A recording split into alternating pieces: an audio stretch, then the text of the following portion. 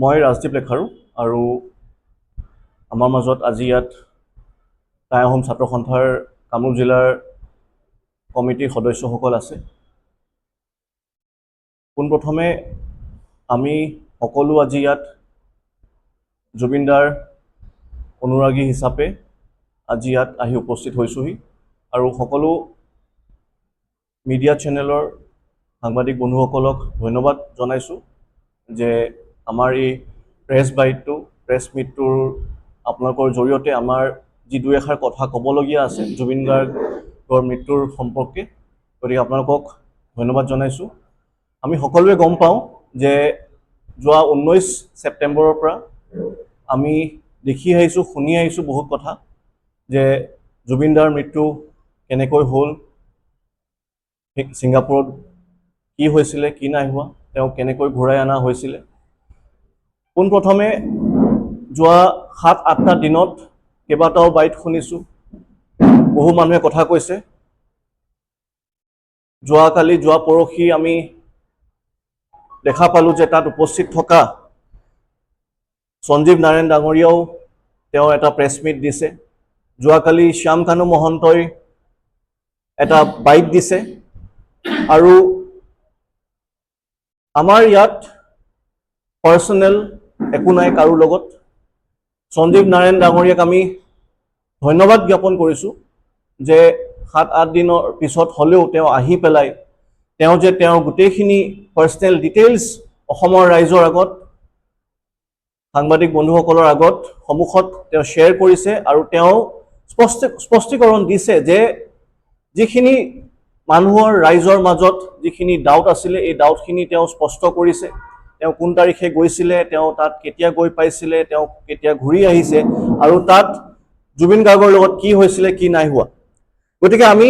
তেখেতক ধন্যবাদ জ্ঞাপন কৰিছোঁ সন্মানেৰে যে তেওঁ ওলাই আহি পেলাই এইখিনি স্পষ্টীকৰণ দিছে। কিন্তু আমি আলোচনা কৰাৰ পিছত আমাৰ অসমৰ ৰাইজৰ, অসমৰ নতুন যুৱ প্ৰজন্মৰ মনত কেইটামান আৰু শংকা থাকি গৈছে। গতিকে মই আকৌ এবাৰ আহ্বান জনাম তেখেতক যে তেখেতে যাতে এই শংকাখিনিও দূৰ কৰিবলৈ সক্ষম হয় আৰু তেওঁ আগবাঢ়ি আহে। যে প্ৰথম প্ৰশ্নটো এইটো যে তেওঁ যেতিয়া ছিংগাপুৰলৈ গৈ পাইছিলে, লেণ্ড কৰিছিলে 6:30 বজাত ৰাতিপুৱা সেইদিনাখন, তেওঁ 10টা বজাত ছিংগাপুৰ হোটেলত প্ৰথম কৈছিলে যে ৰুম বিচাৰি পোৱা নাছিলে। কিন্তু তেওঁ যিখন বুকিং ডিটেইলছ দিছিলে হোটেলৰ, সেইখন হোটেলৰ বুকিং আছিলে 18 তাৰিখেই কৰি থৈছিলে আৰু 19 তাৰিখে তেওঁ 3টা বজাৰ চেক ইনৰ হোটেলত বুকিং কৰিছিলে। কিন্তু তেওঁৰ লেণ্ড হৈছিল ফ্লাইটখন 6:30 বজাত ৰাতিপুৱা। গতিকে 6:30 যেতিয়া এখন ফ্লাইট লেণ্ড কৰে ছিংগাপুৰত, এয়াৰপৰ্টত, 3টা বজাৰ চেক ইনত তেওঁ কিয় হোটেল বুকিং কৰিছিলে আৰু তেওঁ 9টা-10টাত কিয় ৰুম বিচাৰি থাকিব লগা প্ৰয়োজন হৈছিলে। দ্বিতীয়তে তেওঁ কৈছে যে তেওঁ জুবিন গাৰ্গ ক'ত আছিলে সেই দিন 19 তাৰিখে ৰাতিপুৱাৰ সময়ৰ পৰা তেওঁ গম নাপায়, কিন্তু পিছত যেতিয়া তেওঁ সিদ্ধাৰ্থ শৰ্মাৰ পৰা গম পালে তেওঁ তেতিয়া ক'লে যে জুবিন গাৰ্গ সেইদিনাখন খুব সোনকালে ৰাতিপুৱা উঠিছিলে আৰু তেওঁ ভাতৃ সন্দীপন গাৰ্গ আৰু আমাৰ অসমীয়া কণ্ঠশিল্পী কি নাম আছিল তেখেতৰ, কিবা মহন্ত,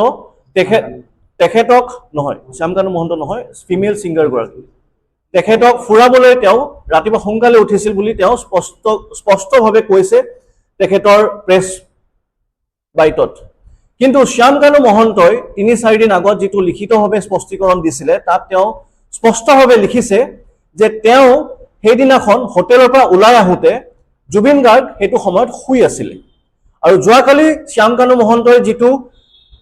অনলাইন মাধ্যমত এটা ভিডিঅ' ৰিলিজ কৰিছে, তেওঁ তাত কৈছে তেওঁ 11:30 বজাত তেওঁ হোটেলৰ পৰা মিটিঙৰ কাৰণে চাংগ্ৰিলা হোটেললৈকে গৈছিলে। গতিকে কথাটো হ'ল যে যদি 11:30 বজাত শ্যামকানু মহন্ত তেওঁ জুবিন গাৰ্গ থকা হোটেলৰ পৰা গৈছে, তেওঁ নৰ্থ ইষ্ট ফেষ্টিভেল য'ত হৈ আছিল চাংগ্ৰিলা হোটেলত, সেইটো সময়ত যদি জুবিন গাৰ্গ শুই আছিলে, তাৰমানে আৰু তেতিয়া কৈছে যে সঞ্জীৱ নাৰায়ণে কিন্তু কৈছে যে জুবিন গাৰ্গ সেইদিনাখন সোনকালে উঠিছে। এতিয়া যদি আমি টাইম লাইনটো চাওঁ যে 11:30 বজালৈকে যদি জুবিন গাৰ্গ শুই আছে 19 তাৰিখে ৰাতিপুৱালৈকে, তাৰমানে আৰু ইফালে সঞ্জীৱ নাৰায়ণে কৈছে যে 3:40ত তেওঁ এটা ফোন পাইছে শ্যামকানু মহন্তৰ পৰা যে জুবিন গাৰ্গৰ এক্সিডেণ্ট হৈছে। তাৰমানে জুবিন গাৰ্গ যদি সেইদিনাখন উঠিছে 12টা বজাত আৰু 3টা বজাত যদি আমাৰ এক্সিডেণ্টটো হৈছে, জুবিন গাৰ্গৰ যদি ইনচিডেণ্টটো হৈছে, সেইটো যিয়ে নহওক আমি হেতুৰ ওপৰত আহিম তাৰ মানে 3 ঘণ্টাৰ ভিতৰত জুবিন গাৰ্গে হোটেলৰ পৰা উঠি পোৰ্টৰ জাহাজ ঘাটলৈ গৈ পাই জাহাজ ঘাটৰ পৰা আকৌ আইলেণ্ডলৈ গৈ তাতে আইলেণ্ডৰ জাহাজেৰে ফুৰি প্ৰথমবাৰ লাইভ তাতে তেওঁ বিয়াৰ খাইছে বুলি কৈছে মদ খাইছে বুলি কৈছে সেইখিনিও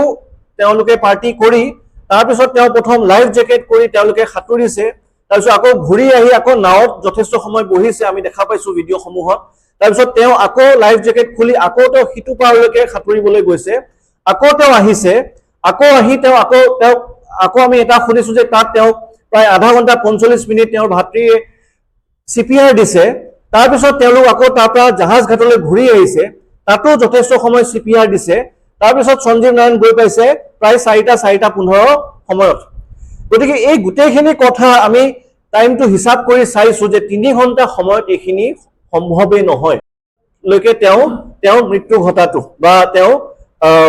সিজাৰ এটেক আহিছে বা তেওঁ পানী ডুব গৈছে যিয়ে হৈছে তেওঁ এই 3 ঘণ্টা সময়ত এইখিনি প্ৰেক্টিক্যালি পসিবল নহয় গতিকে যেহেতু সঞ্জীৱ নাৰায়ণ দেৱে ইমান ধুনীয়াকৈ তেওঁ ওলাই আহি পেলাই আমাক স্পষ্টীকৰণ দিছে তেখেতক আমি আকৌ এবাৰ সন্মানেৰে দাবী জনাইছো যে তেওঁ তাতে ৰাতিপুৱা 6:30 পৰা 10:11 লৈকে আমাৰ এই সময়খিনিত আমাৰ অসমৰ ৰাইজৰ অসমৰ যুৱ প্ৰজন্মৰ ডাউট হৈছে যে হয়তো জুবিন গাৰ্গক সেইদিনাখন ৰাতি শুব দিয়া নহল সেইকাৰণে হয়তো সকলোৱে মিছা মাতিছে কিন্তু আমাৰ হাতত একেবাৰে এভিডেন্স নাই হয়তো সেই হোটেলখনৰ যদি আমি অসম চৰকাৰক বা আমি অসম পুলিচকো আমি সন্মানেৰে দাবী জনাম যে সেই হোটেলৰ যি CCTV ফুটেজ আছে সেইখিনি যদি তেওঁলোকে ইনভেষ্টিগেশ্যন কৰে আমাৰ পবিত্ৰ মাৰ্ঘেৰিটা ডাঙৰীয়া আছে সাংসদত তেওঁ মিনিষ্টাৰ অফ এক্সটাৰ্নেল এফেয়াৰ্ছত আছে মিনিষ্টাৰ অফ ষ্টেট হৈ পেলাই তেখেতৰ জৰিয়তে ছিংগাপুৰৰ চৰকাৰৰ লগত যদি তেওঁলোকে এইখিনি কাম কৰে নিশ্চয়ভাৱে এই গোটেইখিনি CCTV ফুটেজৰ জৰিয়তে ওলাই পৰিব যে কোনে মিছা কথা কৈছে কাৰণ ইয়াত সঞ্জীৱ নাৰায়ণে হয়তো মিছা কথা কৈছে নহলে শ্যাম গানু মহন্তই মিছা কথা কৈছে গতিকে ইয়াত আমাক প্ৰথমতে স্পষ্টীকৰণ এটা প্ৰয়োজন হৈ পৰিছে দ্বিতীয়তে মই আহিব বিচাৰিছো যে সঞ্জীৱ নাৰায়ণ দেৱে কৈছে তেখেতে 3:40 ফোন কল পোৱাৰ পিছত তেওঁ যেতিয়া কেবৰ জৰিয়তে গৈ আছিল তেতিয়া তেওঁক অসম এছ'চিয়েশ্যনৰ কোনোবা এজনে ফোন কৰি পেলাই কৈছিলে যে তেওঁ ডাইভিঙত জুবিন গাৰ্গৰ এক্সিডেন্ট হৈছে গতিকে তাৰ মানে তেওঁ অসমৰ ৰাইজক ডাইভিংটো স্কুবা ডাইভিং কৰি পেলাই অসমৰ ৰাইজক যে তেওঁ এটা ভুৱা নিউজ দিলে আৰু তাৰ পিছতে যে ডাইভিং নহয় এটা যে আকৌ এটা ভয়েস নোট ভাইৰেল হৈছিল যে জুবিন গাৰ্গে কোনো স্কুবা ডাইভিং কৰা নাই বা প্যাৰাগ্লাইডিং কৰা নাই তেখেতৰ মৃত্যু হৈছে সিজাৰ এটেক আহাৰ পিছত আৰু ঠিক তাৰ পিছতে উইকিপিডিয়া পেজ যিখন আছে গুগলত জুবিন গাৰ্গৰ নামত এই পেজখনত কজ অফ ডেথ টু সিজাৰ বুলি কোনোবাই আপডেট কৰিছিল আৰু এইটো অসম CID অসম পুলিচক আমি আহ্বান জনাইছো যে জুবিন গাৰ্গৰ উইকিপিডিয়া পেজখন কোনে চলাই আপোনালোকে ইতিমধ্যে এইটো ইনভেষ্টিগেশ্যন কৰক আৰু অতি সোনকালে এই সিজাৰ এটেকটো কাৰণ গুগলত যদি ট্ৰেক বিচাৰে ওলাই পৰিব যে কোনটো IP এড্ৰেছৰ পৰা উইকিপিডিয়া কজ অফ ডেথটো কোনে ডিলিট কৰিছে এটো ওলাই পৰিব আৰু ঠিক তাৰ লগতে যদি সঞ্জীৱ নাৰায়ণ দেৱে যদি কৈছে যে কজ অফ ডেথ আছিলে স্কুবা ডাইভিং আৰু হেতু যদি স্কুবা ডাইভিং নাছিলে তেতিয়া হলে সিঙ্গাপুৰৰ যিখন এখন নাম থকা পেপাৰ যিখনৰ নাম হল দ্য ষ্ট্ৰেট টাইমছ তেতিয়া হলে দ্য ষ্ট্ৰেট টাইমছে কিয় cause of death to scuba diving বুলি আজিৰ তাৰিখত তেওঁলোকৰ ৱেবছাইটত দ্য ষ্ট্ৰেট টাইমছৰ ৱেবছাইটত আজিৰ তাৰিখত জুবিন গাৰ্গৰ মৃত্যুৰ কাৰণটো স্কুবা ডাইভিং বুলি দি থৈছে আৰু যদি এইখিনি নাছিলে তাৰ পিছত ভয়েস নোটটোত কোনে কি নেৰেশন বিল্ড আপ কৰিবলৈ এটা ভয়েস নোট সাৰ্কুলেট কৰি ভাইৰেল কৰি দিলে যে জুবিন গাৰ্গৰ মৃত্যু স্কুবা ডাইভিং নহয় এটা সিজাৰ এটেকতে হৈছে কিন্তু সিজাৰো নাছিলে আমি ডেথ সাৰ্টিফিকেট দেখা পাইছো যে তেওঁ ড্ৰাউনিং হোৱাৰ কাৰণেহে তেওঁ মৃত্যু ঘটিছে 3 নম্বৰ প্ৰশ্নটো আমাৰ হৈছে যে শ্যাম গানু মহন্তই লিখিছে তেওঁ লিখিত স্পষ্টীকৰণ তেওঁৰ ফেসবুক পেজত যে যেতিয়া জুবিন গাৰ্গৰ ঘূৰাই লৈ আনা হৈছে আৰু তেওঁক যেতিয়া হস্পিটাললৈকে লৈ যোৱা হৈছে এই হস্পিটাললৈকে লৈ যাওঁতে তেওঁৰ লগত গৈছিলে তেখেত জুবিন গাৰ্গৰ ভাতৃ সন্দীপন গাৰ্গ কিন্তু আমি বাকি যিখিনি বাইট শুনিছো বা শেখৰ জ্যোতি গোস্বামীৰ যিটো হোৱাটছএপ স্ক্ৰিনশ্বট ভাইৰেল হৈছে বা যোৱাকালি যোনটো সঞ্জীৱ নাৰায়ণেও প্ৰেছ মিটত কৈছে যে জুবিন গাৰ্গৰ লগত হস্পিটেললৈকে অকল সিদ্ধাৰ্থকহে তেওঁ লৈ গৈছিলে, কাৰণ বাকীসকলক তাৰ ছিংগাপুৰ পুলিচে এলাও কৰা নাছিলে, অকল সিদ্ধাৰ্থ শৰ্মাকহে লৈ গৈছিলে। তেতিয়াহ'লে তাত শ্যাম কানু মহন্তই কিয় লিখিছে যে সন্দীপন গাৰ্গো জুবিন গাৰ্গৰ লগত হস্পিটেললৈকে গৈছিলে আৰু তেখেতক CPR দিয়া হৈছিলে সন্দীপন গাৰ্গ আৰু তাৰে হস্পিটেলৰ মুৰব্বীসকলে। পানী শুনিলো হয়।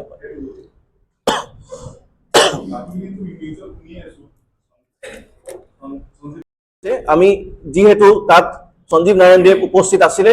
গতিকে আমি তেখেতক আকৌ এবাৰ দাবী জনাইছো যে তেওঁ এই যিখিনি আমাৰ ডাউট আছে আৰু তাৰ লগতে যিসকল মানুহ তাত উপস্থিত আছিলে তেওঁলোকে এখন প্ৰেছ মিট দি তেওঁলোকে যাতে ধুনীয়াকৈ স্পষ্টীকৰণ কৰে। ইয়াৰ লগতে আমি আমাৰ মাজত আজি উপস্থিত আছে টাই আহোম ছাত্ৰ সন্থাৰ কামৰূপ জিলাৰ সদস্যসকলো, গতিকে তেওঁলোকেও দুই এষাৰ ক'ব, আপোনালোকৰ লগত আলোচনা কৰিব। আৰু আমি এটা কথা ক'ম যে আমি নিশ্চয়ভাৱে আমাৰ অসম চৰকাৰকো আমি ধন্যবাদ আৰু কৃতজ্ঞতা জ্ঞাপন কৰিব লাগিব যে আজিৰ তাৰিখত অসমখনক যিসকলে ডিষ্টেবিলাইজ কৰিব বিচাৰি আছে, যে অসমখনক নেপাল কৰিব লাগে, অসমৰ যুৱ প্ৰজন্মই ছুইচাইড কৰা আৰম্ভ কৰিছে, গতিকে মই আহ্বান জনাম অসমৰ ৰাইজক যে তেওঁলোকে যাতে যি আন্দোলন কৰিছে আন্দোলনটো যাতে আমি শান্তিপূৰ্ণভাৱে অসমখন যাতে আৰু 10-20 বছৰ পিছুৱাই নাযায়, আমি নতুন যুৱ প্ৰজন্মই আমি আইনী প্ৰক্ৰিয়াৰে লিগেলি আমি কেনেকৈ আগবাঢ়িব লাগিব, আমি জুবিন গাৰ্গৰ যিখিনি প্ৰপাৰ্টি আছে সেইখিনি তেওঁৰ নামত বা তেওঁৰ পৰিয়ালৰ কাৰণে কেনেকৈ ঘূৰাই আনিব লাগিব, তাৰ কাৰণে আমি কি কেছ দিব লাগিব, আমি হাইকোৰ্টত আমি সকলো আগবাঢ়ি যাম। এতিয়া হাইকোৰ্টত আমি কেছ দিবলৈ ৰেজিষ্টাৰ কৰিবলৈ যাতে আমি PILৰ জৰিয়তে আমি গোটেইখিনি কাম কৰিব পাৰো। আৰু ৰাস্তাত যেতিয়া আমি আন্দোলন কৰিব আগবাঢ়িছো, আমি অসমৰ যুৱ প্ৰজন্মক আমি আহ্বান জনাইছো যে আমি এইবাৰ আগতে আমি দেখিছো অসম আন্দোলন দেখিছো, আমি কা আন্দোলন দেখিছো, আমি অকল ৰাস্তাত আন্দোলন কৰিবলৈ গৈ আমি যদি আমাক বেলেগে যদি ইউজ কৰিব বিচাৰে, ট্ৰিগাৰ কৰিব বিচাৰে, ইয়াত হয়তো বাহিৰা দেশৰ মানুহ ইয়াত সোমাই পৰিছে ট্ৰিগাৰ কৰিবলৈ। গতিকে অসমৰ যুৱ প্ৰজন্মক মই আহ্বান জনাইছো যে আমি যাতে আমি ভাবি চিন্তি আলোচনাৰ জৰিয়তে, কালি আপোনালোকে দেখাই পাইছে যে সিদ্ধাৰ্থ শৰ্মাৰ এয়াৰপৰ্টত এটা ভুৱা নিউজ ফেক হোৱাৰ কাৰণে তাত কি পৰিস্থিতি হ'ল। আজিৰ তাৰিখত অসমৰ যুৱ প্ৰজন্মই সিদ্ধাৰ্থ শৰ্মাৰ ঘৰ জ্বলাব নালাগে, শ্যাম কানু মহন্তৰ ঘৰ জ্বলাব নালাগে। এই কাৰণে যদি আমি কালি জ্বলাই দিলে হয় তেওঁলোকে, তেতিয়াহ'লে তাত যি এভিডেন্স আছিলে এই এভিডেন্সখিনি হয়তো পুলিচেও নাপালে হয় আৰু আমাৰ যিখিনি তথ্য আমাক লাগে সেইখিনি আমি হেৰুৱাই পেলালো হয়। গতিকে মই আহ্বান জনাম আৰু অসম চৰকাৰকো আমি চিষ্টেমত আমি পুলিচকো আমি ছাপোৰ্ট কৰিব লাগিব। তেওঁলোক আমাৰ কোনো দুশ্মন নহয় বা তেওঁলোক আমাৰ এনিমি নহয় যে তেওঁলোকৰ আগেইনষ্টত আমি যাম। আমি তেওঁলোকৰ লগত ভালকে যদি কোঅপাৰেট কৰো আমি ডেফিনেটলি আমি ইয়াৰ ন্যায় পাম আৰু আমি কেতিয়াও আমাৰ মুখ বন্ধ নহয়, আমি প্ৰশ্ন কৰি থাকিম, আমি আইনীয়া প্ৰক্ৰিয়াৰ জৰিয়তে আমি আগবাঢ়ি যাম আৰু আমাৰ য'ত যি প্ৰয়োজন আছে আমি খিনি কৰি যাম। ধন্যবাদ। তাৰ আৰ্টিষ্টসকলে যিখিনি ভাইৰেল কৰিছিলে আৰু এই যি নৰ্থ ইষ্ট ফেষ্টিভেলৰ যিখন কাৰ্যসূচী আছিলে 20-21 তাৰিখৰ, এই 20-21 তাৰিখে যিখিনি তেখেতে আপলোড কৰিছিলে তাৰ ভেনিউটো তেওঁলোকে চেঞ্জ কৰিছিলে স্পেক্ট্ৰাম বাই ফিল ষ্টুডিঅ' আৰু তাৰে গোটেই ভিডিঅ'টো আছে। এই ভিডিঅ'খিনি কিন্তু এতিয়া ছ'চিয়েল মিডিয়াৰ পৰা ডিলিট হৈ গৈছে, কিন্তু আমাৰ হাতত আছে, আমি সাংবাদিক বন্ধুসকলক দিম প্ৰেছ মিটৰ পিছত, যে স্পেক্ট্ৰাম বাই ফিল ষ্টুডিঅ' যিখন হোটেল আছে তাত, এই হোটেলতে north east India festival continue হৈছিলে 20 আৰু 21 তাৰিখে আৰু তাতে অসমৰ কোনো আৰ্টিষ্টে তাত পাৰ্টিচিপেট কৰা নাছিলে, সেইটো সঁচা কথা, কিন্তু নৰ্থ ইষ্ট ইণ্ডিয়া ফেষ্টিভেলৰ যি মুৰব্বী শ্যাম কানু মহন্ত তেখেতে কিন্তু তাত কণ্টিনিউ কৰিছিল। আপোনালোকে চাব যে আমাৰ মুখ্যমন্ত্ৰী ডাঙৰীয়াই তেওঁৰ কাৰ্যসূচী, তেওঁ বিটিআৰ ইলেকশ্যন বাদ দি তেওঁ ঘূৰি আহি তেওঁ 4 দিন নেৰা নপৰাকে জুবিন গাৰ্গৰ কাৰণে যিখিনি কৰিবলগীয়া তেওঁ কৰিছে, কিন্তু আমাৰ শ্যাম কানু মহন্তই নৰ্থ ইষ্ট ইণ্ডিয়া ফেষ্টিভেল এৰি আহিব পৰা নাছিলে 7-8 ঘণ্টালৈকে আৰু 20-21 তাৰিখে কণ্টিনিউ কৰিছে এই ভেন্যুটোত স্পেক্ট্ৰাম বাই ফিল ষ্টুডিঅ'। গতিকে এইটো আমি দাবী জনাব লাগে যে স্পেক্ট্ৰাম বাই ফিল ষ্টুডিঅ'ৰ CCTV ফুটেজ আমাৰ হাতত আহি পৰিলে আমি স্পষ্ট হৈ পৰিম যে তাতে north east India festival continue হৈ আছিলে। উপস্থিত থকা আমাৰ সাংবাদিক বন্ধুসকল আৰু মোৰ লগত অহা সদৌ টাইমছ সন্থাৰ ছেক্ৰেটাৰী, এছিষ্টেণ্ট ছেক্ৰেটাৰী আৰু সদস্য, যিটো বিষয় গোটেই সমগ্ৰ অসমবাসীক কন্দুৱাই আছে, সেই বিষয়টো লৈ চৰকাৰে যি হেমাহীন কৰি আছে, সময়ক লৈ সময়ৰ সৈতে যি কাম কৰিব লাগে সেইটো চৰকাৰে কৰা নাই, সেইটো সঁচাই খুব দুৰ্ভাগ্য বিষয়। আজি হিয়াৰ আমঠু জুবিন গাৰ্গৰ মৃত্যুক লৈ যি হেতালি খেলিছে, যি হেমাহীন কৰিছে, এই হেমাহীনক অসমৰ ৰাইজে কেতিয়াও সহজে মানি ল'ব পৰা নাই। আৰু অসম চৰকাৰক সন্মানীয় মুখ্যমন্ত্ৰী হিমন্ত বিশ্ব শৰ্মা ডাঙৰীয়াক এটা অনুৰোধ কৰিছোঁ সদৌ টাইমছ ছাত্ৰ সন্থা কামৰূপ জিলা সমিতিৰ তৰফৰ পৰা, যে অসমৰ যাতে এনেকুৱা এটা অপৰিকল্পিত পৰিস্থিতি লৈ নাহে তাৰ বাবে যাতে চকু দিয়ে, কাৰণ মানুহ আৱেগিক হৈ পৰিছে। আজি শ্যামকানু মহন্ত আমাৰ পৰাগ নিউজৰে যি স্বত্বাধিকাৰী সঞ্জীৱ নাৰায়ণ আৰু জুবিনৰ যি মেনেজাৰ আছিল জুবিন গাৰ্গৰ সিদ্ধাৰ্থ শৰ্মা বাৰু অসম এছ'চিয়েশ্যনৰ লগত জড়িত যিখন ব্যক্তি, তেখেতসকলে যি স্পষ্টীকৰণ দিছে আজি 7 দিনৰ পাছত, সঁচাই খুব দুৰ্ভাগ্য বিষয়। তেখেতসকলে যদি সঁচাই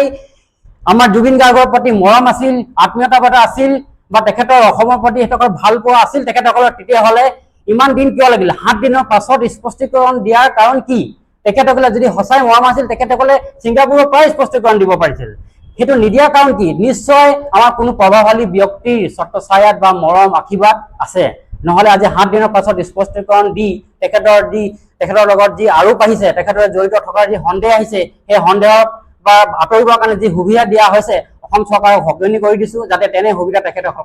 প্ৰদান নকৰে। আৰু আমি মুখ্যমন্ত্ৰী ডাঙৰীয়াক বিনম্ৰ অনুৰোধ জনাইছোঁ যে তেখেতক যি অসমৰ ৰাইজে এজন প্ৰভাৱশালী দক্ষতাশীল মুখ্যমন্ত্ৰী হিচাপে মানি লৈছে ৰাইজে, সেই যি সেই গতি তেখেতে সদায় আগুৱাই ৰাখে। কাৰণ তেখেতে যদি অসমত এই যি সৃষ্টি হৈছে, যি এটা অপৰিৱেশ সৃষ্টি হৈছে, এই পৰিৱেশটো লৈ তেখেতে চকু দিয়ে আৰু নিজকে এজন দক্ষতাশীল হিচাপে মুখ্যমন্ত্ৰী হিচাপে নিজকে পৰিচিত কৰিবৰ কাৰণে জুবিন গাৰ্গৰ উচিত তদন্ত কৰি তেখেতৰ দোষীক যে শাস্তি প্ৰদান কৰিবৰ কাৰণে তাত সফলভাৱে যে আগবাঢ়ি যায়, তাৰ বাবে মই সদায় অনুৰোধ জনাইছোঁ। আৰু অসমবাসীৰ বাবে এই এটা ডাঙৰ এটা বিনম্ৰ অনুৰোধ যাতে তেখেতৰ যি দক্ষতাশীল আছে অসমৰ প্ৰতি, অসমৰ ৰাইজৰ প্ৰতি যে অসমৰ হৈ কাম কৰি আছে, সেই বস্তু স্বতঃস্ফূৰ্তভাৱে প্ৰতিফলিত মানে এৰেষ্ট কৰাটো হয়তো সহজভাৱে ল'ব নোৱাৰি, যিহেতু এজন আমাৰ সম্পদ হেৰাই গৈছে, সম্পদক লৈ সকলো আৱেগিক হৈ আছে। তেখেতক যাতে যদি শীঘ্ৰ এৰি দিব লাগে, অতি সোনকালে তেখেতক কাৰাগাৰৰ পৰা এৰি দিব লাগে। আৰু তেখেতসকলৰ যিহেতু তেনেকুৱা আন্দোলন আৰু আগুৱাই যাবলৈ সম্ভৱ হ'ব পাৰে যদি চৰকাৰে সঠিক পথত সঠিক সময়ত যদি কোনো উচিত ব্যৱস্থা নলয়।